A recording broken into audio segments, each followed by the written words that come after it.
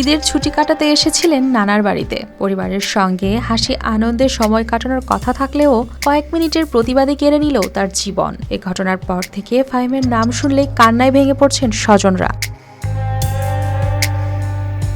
নোয়াখালীর সেনবাগ উপজেলার নবীপুর ইউনিয়নের দেবীসিংহপুর গ্রামে এখন শোকের ছায়া। নিহত আরাফাত হোসেন ফাহিম পার্শ্ববর্তী উপজেলার বাসিন্দা। নানার বাড়িতে বেড়াতে এসে সেটিই হলো তার জীবনের শেষ সফর। অভিযোগ রয়েছে, গত 10 জুন রাতে দেবীসিংহপুর গ্রামের একটি মসজিদের সামনে কয়েকজনের মাদক সেবনে বাধা দিলে তাকে ঘিরে চালানো হয় হামলা। গুরুতর অবস্থায় তাকে নোয়াখালী জেনারেল হাসপাতালে নেওয়া হলে রাত 10টায় চিকিৎসাধীন অবস্থায় মারা যায় সে। আরাফাত ফাহিম নামের 15 বছরের এক কিশোর আমাদের এখানে আমরা মৃত অবস্থায় এসেছে।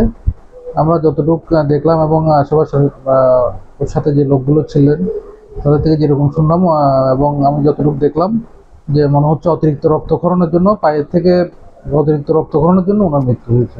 এই ঘটনায় নিহত ফাহিমের মা বাদী হয়ে 7 জনের নাম সহ মোট 12 জনকে আসামি করে সেনবাগ থানায় হত্যা মামলা দায়ের করেন।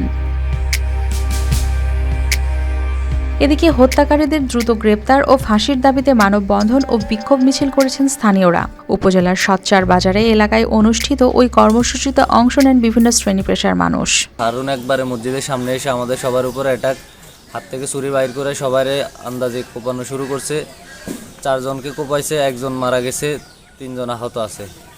এই হারুন দীর্ঘদিন থেকে মদ, গাঁজা, ইয়াবা এগুলোর ব্যবসা করে এসেছে। হারুনের দৃষ্টান্তমূলক শাস্তি এবং তার ফাঁসি চাই। পুলিশ জানিয়েছে, ঘটনার পর অভিযান চালিয়ে হারুন নামে একজনকে আটক করা হয়েছে। বাকি অভিযুক্তদের গ্রেপ্তারে অভিযান অব্যাহত রয়েছে। গতকাল আপনি জানেন যে সেনবাগ থানায় সিএম হত্যার ঘটনা ঘটেছে। এখানে আমাদের মূল যে অ্যাকিউজড তাকে আমরা গ্রেপ্তার করেছি এবং আদালতে প্রেরণের ব্যবস্থা নিয়েছি এবং ডেড বডি পোস্টমর্টম শেষে দাফন করা হয়েছে। আর বাকি যে আসামি আছে তাদের গ্রেপ্তারে আমাদের অভিযান অব্যাহত আছে। আশা করছি খুব শীঘ্রই বাকিরা গ্রেপ্তার হয়ে যাবে।